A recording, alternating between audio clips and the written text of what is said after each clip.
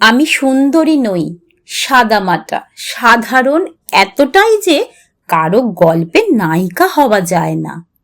আমি সুচিস্মিতা নই, বরং হাসলে আমাকে খারাপই লাগে।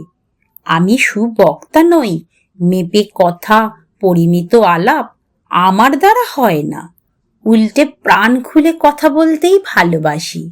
সবার সাথে হাসি মুখে কথা বলতেই শান্তি লাগে মনে। বিদ্যাবতী বা বুদ্ধিমতী কোনোটাই আমার বিশেষণ নয়। অতি সাধারণ নগণ্য একটা মেয়ে, এতটাই যে কারো কবিতায় কল্পিত নারী হওয়া যায় না। আমি ভীষণ একগুঁয়ে, জেদি, নাছোড়বান্দা ধরনের। বারণ শুনি, কিন্তু অকারণে বারণ মানি না।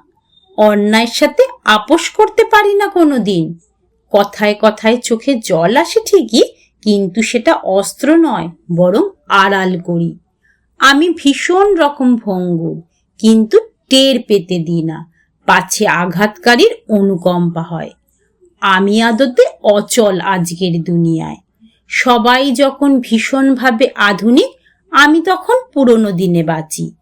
প্রাগৈতিহাসিক বলে ঠাট্টা করে অনেকে আড়ালে, জানি, তবু বদলাতে ইচ্ছে করে না। আধুনিকতার বিরোধী নই, তবে বিশ্বাস করি আধুনিকতা পোশাকে নয়, মননে হয়। আমি ঈশ্বরে বিশ্বাসী, কিন্তু কুসংস্কারে নয়। আমি মনে করি কাউকে দেওয়া শ্রেষ্ঠ উপহার হলো সময়, যা ক্রয় করা যায় না।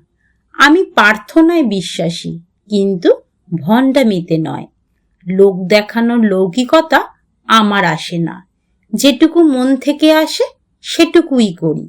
আমি বদমেজাজি, কঠোর, এটা জেনেও পাল্টাতে পারি না নিজেকে। নিজের অসহায়তা যতটা না পীড়া দেয়, তার চেয়েও বেশি পীড়িত হই প্রিয়জনের অসহায় অবস্থায়।